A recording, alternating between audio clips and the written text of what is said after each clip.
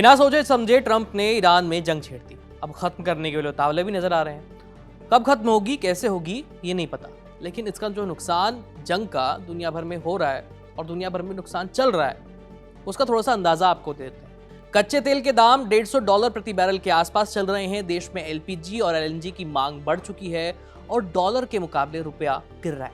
Dollar के मुकाबले रुपया 93-94 के पार पहुंच चुका है, जो अब तक का सबसे कमजोर स्तर है। लेकिन सवाल यह है कि आखिर रुपया इतनी तेजी से गिर क्यों रहा है और इसका सीधा असर आपकी जेब पर कितना भारी पड़ने वाला है। इस समय भारतीय रुपया जबरदस्त दबाव में है। सरकार द्वारा संसद में दी गई जानकारी के मुताबिक 1 अप्रैल 2025 से 22 जनवरी 2026 के बीच रुपए में डॉलर के मुकाबले करीब 6.7% की गिरावट दर्ज की गई है। मार्च 2016 तक $1 की कीमत 92 रुपए से 94 के बीच पहुंच गई है। हाल ही में रुपया 93.71 के स्तर पर बंद हुआ है, जो इसका ऐतिहासिक निचला स्तर है।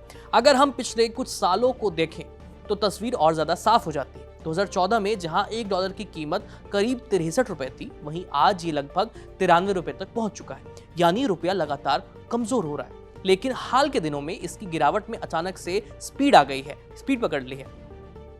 रुपए की इस गिरावट के पीछे कोई एक कारण नहीं है, बल्कि कई सारे वैश्विक और घरेलू फैक्टर्स मिलकर के इस स्थिति को पैदा कर रहे हैं। सबसे बड़ा कारण है कच्चे तेल की कीमतों में उछाल। भारत दुनिया का तीसरा सबसे बड़ा तेल आयातक देश है। हम अपनी जरूरत का 80% से ज्यादा कच्चा तेल बाहर से इंपोर्ट करते हैं, खरीदते हैं। जब मिडिल ईस्ट में तनाव बढ़ता है, खास करके ईरान जैसे तेल उत्पादक देश युद्ध के मुहाने पर खड़े हो जाते हैं, युद्ध में उलझ जाते हैं, तो वैश्विक सप्लाई को लेकर के अनिश्चितता पैदा हो जाती है।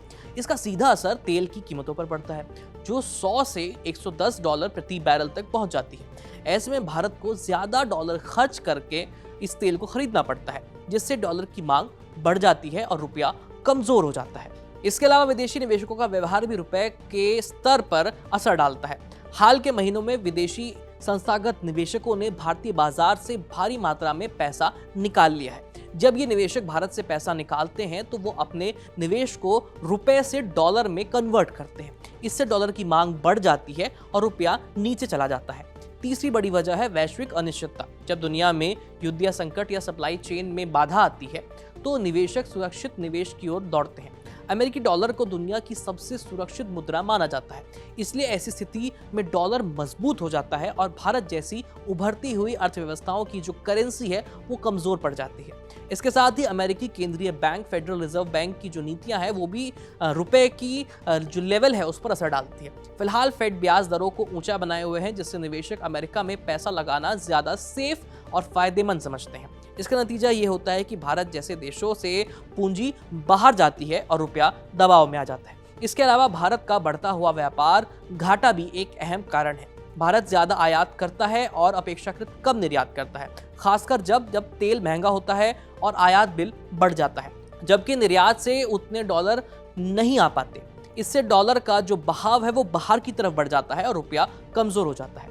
अब सवाल यह है कि मिडिल ईस्ट में चल रही जंग का भारत से क्या लेना देना है। दरअसल इसका असर बहुत गहरा है। दुनिया का बड़ा हिस्सा तेल और फर्टिलाइजर जैसी जरूरी चीजों के लिए जिस रास्ते पर निर्भर करता है वो है स्ट्रेट ऑफ हॉर्मुज। अगर इस इलाके में तनाव बढ़ता है, जो कि बढ़ा हुआ है इन दिनों, तो जहाजों की आवाजाही प्रभावित हो सकती है, जिससे सप्लाई चेन बाधित हो सकती है और कीमतें एकदम से बढ़ जाती हैं। फर्टिलाइजर के मामले में स्थिति और ज्यादा गंभीर है। दुनिया के 20 से 30% फर्टिलाइजर इसी रास्ते से होकर के गुजरते हैं। भारत में खेती की लागत का करीब 25% हिस्सा खाद पर निर्भर करता है। अगर खाद महंगी होती है या समय पर उपलब्ध नहीं होती है तो इसका सीधा असर खेती और उत्पादन पर पड़ता है।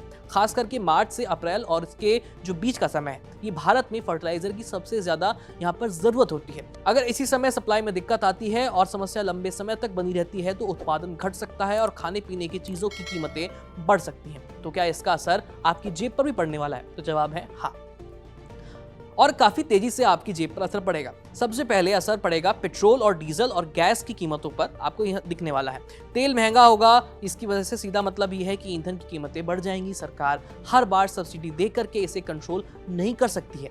इसके बाद असर खाने पीने की चीजों पर पड़ेगा। अगर फर्टिलाइजर महंगा होगा तो उसकी कमी होती है तो खेती की लागत बढ़ेगी, उत्पादन कम हो सकता है, इससे बाजार में सप्लाई घटेगी और कीमतें बढ़ेंगी। इतना ही नहीं, अब असर उन चीजों पर भी दिख रहा है जिनके बारे में आपने पहले कभी सोचा ही नहीं था। फॉर एग्जाम्पल, बोतल बंद पानी जो है, जो सील पैक पानी आता है, उसकी कीमतों में 10 से 11% तक की बढ़ोतरी दर्ज की गई है, देखी गई है। इसकी वजह यह है कि पैकेजिंग लागत में बढ़ोतरी। प्लास्टिक जिससे कि बोतलें बनती हैं वो कच्चे तेल से तैयार होती है।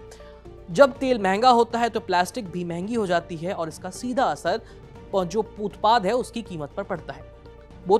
केवल बोतल ही नहीं बल्कि कैप, लेबल और पैकेजिंग बॉक्स भी महंगे हो रहे हैं। इसका सीधा मतलब यह है कि लगभग हर पैक्ड प्रोडक्ट, चाहे वो खाने का हो, पीने का हो या कोई रोजमर्रा की जरूरत की चीज हो, उसकी कीमतें अब बढ़ने वाली हैं।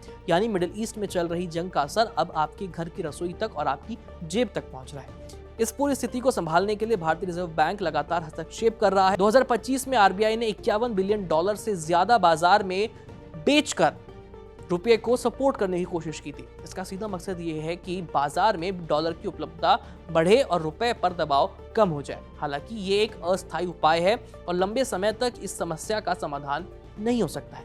आगे की स्थिति काफी हद तक वैश्विक परिस्थितियों पर निर्भर करती है। एक्सपर्ट्स का मानना है कि अगर कच्चे तेल की कीमतें 90 से $110 प्रति बैरल के बीच बनी रहती हैं तो रुपया 97 से 99 के स्तर पर भी जा सकता है। अगर ऐसा हुआ तो ये बहुत चिंता की बात होगी। अगले एक साल में इसमें 6.5 से 7.5% तक की गिरावट संभव है। शॉर्ट टर्म में रुपया 93 से 94 के बीच बना हुआ है, लेकिन अगर मिडिल ईस्ट की जंग लंबी खिंचती है और तेल की कीमतें और ज्यादा बढ़ जाती हैं तो स्थिति और खराब हो सकती है। वैसे आप क्या सोचते हैं? अपनी राय कमेंट सेक्शन में लिख करके भेज सकते हैं। और ऐसे बड़े मुद्दों पर आसान भाषा में समझने के लिए हमारे चैनल को सब्सक्राइब करना मत भूलिएगा। मेरा नाम है आयुष, देखते रहिए। धन्यवाद। यहाँ ताजा खबर के साथ हर दिन की शुरुआत कड़क है। आमने सामने बैठ रखते हैं बात पूरे दम से, आराम से। चर्चा होती है बेधड़क। यहाँ किस्से कहानियों में बोल सरल और अंदाज बेहद कड़क मिलता है। जीने में एक तेवर है जो आता है सही ज्ञान, जानकारी और उससे कमाई कड़क नोट से।